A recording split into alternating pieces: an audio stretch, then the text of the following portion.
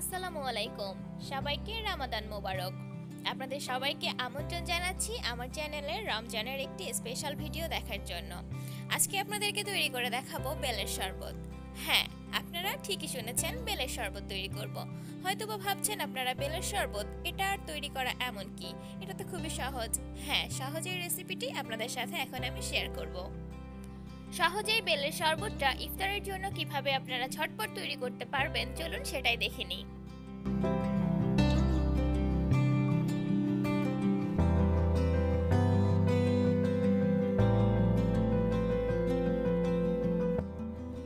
বেলের শরবত তৈরি করার জন্য এখানে আমি দুইটা বেল নিয়েছি। একটা বেল একটু বড় এবং একটা বেল একটু ছোট। এখন আমি এই বেলগুলোকে ভেঙে নিচ্ছি। বড় বেলটা আমি ভেঙে নিয়েছি। আজকে আমি দুটা বেল নিলেও একটা বেলেরই শরবত তৈরি করব এবং একটা বেল দিয়ে আমি 2 গ্লাস শরবত তৈরি করব। বেলের শরবত তৈরি করার জন্য এখানে আমি ভেঙে নেওয়া বেলের শাঁসগুলো একটা চামচের সাহায্যে বের করে নিচ্ছি। বেলের শরবত তৈরি করার জন্য চেষ্টা করবেন একটু পাকা বেল ব্যবহার করতে, তাহলে শরবতের টেস্ট অনেক ভালো হবে। এখন আমি একটা চামচ দিয়ে বেলের শাঁসগুলোকে কোরানোর মতো করে বের করে নিচ্ছি। রমজান মাসে কিন্তু আমরা ইফতারিতে বিভিন্ন ধরনের শরবত খেয়ে থাকি। চাইলেই আপনারা ইফতারিতে এই বেলের শরবতটা রাখতে পারেন। এতে করে রোজার সারাদিনের যে ক্লান্তিটা সেটা কিন্তু বেলের শরবত দূর করে দেবে। বেলের শাঁসগুলোকে বের করে নেওয়ার পরে দিয়ে দিতে হবে পানি। পানিগুলো বেলের মধ্যে এমনভাবে দিতে হবে বেল এবং পানি যেন গায়ে গায়ে লেগে থাকে, বা বেল এবং পানি যেন সমান সমান হয়, সেইভাবেই বেলের মধ্যে পানি দিতে হবে। বেলের মধ্যে পানি দিয়ে দেওয়ার পরে হাত দিয়ে চটকে বেলের শাঁসগুলোকে নরম করে নিতে হবে। বেলের শাঁসগুলো পানির সাথে যখনই আপনি চটকে নেবেন তখন বেলের শাঁসগুলো কিন্তু আস্তে আস্তে নরম হতে থাকবে এবং তখনই আপনাকে বেলের ভেতরে যে শাঁস এবং বিচিগুলো থাকে সেগুলো হাত দিয়ে চেপে চেপে বের করে ফেলতে হবে। এই কাজটা একটু সময় নিয়ে করতে হবে, তা না হলে বেলের বিচিগুলো যদি এই বেলের রসের মধ্যে থেকে যায় তাহলে শরবতটা খেতে কিন্তু ভালো লাগবে না। এখন আমি একটু সময় নিয়ে বেলের ভেতরের যে শাঁসগুলো এবং বিচিগুলো আছে এগুলো বের করে ফেলে দিচ্ছি।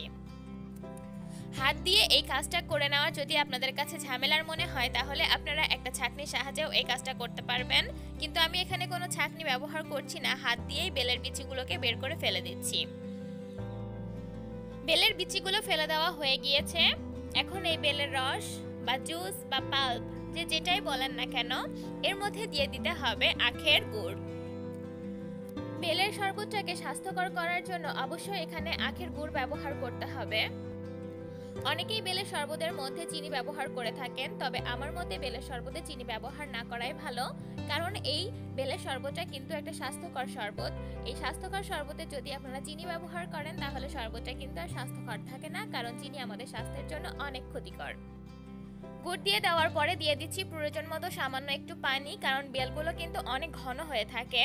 পাতলা করার জন্য দিয়ে দিলাম সামান্য একটু পানি। এখন এই পানি এবং গুড় বেলের রসের সাথে মিক্স করে নিলেই তৈরি হয়ে গেল বেলের শরবত।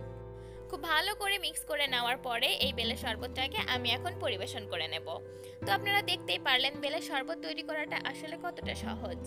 এবং বেল কিন্তু আমাদের স্বাস্থ্যের জন্য আগেই বলেছি অনেক উপকারী, কারণ বেলে থাকে বিভিন্ন ধরনের ভিটামিন এবং এই বেল কিন্তু আমাদের পাকস্থলী পরিষ্কার করায় অনেক মুখ্য ভূমিকা পালন করে।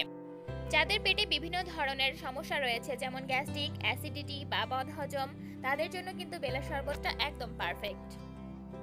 আর রোজার দিনে যদি আপনারা ইফতারিতে 1 গ্লাস এইরকম একটা ঠান্ডা ঠান্ডা বেলের শরবত খেতে পারেন তাহলে সারাদিনের ক্লান্তি যেন এক নিমিষেই দূর হয়ে যাবে।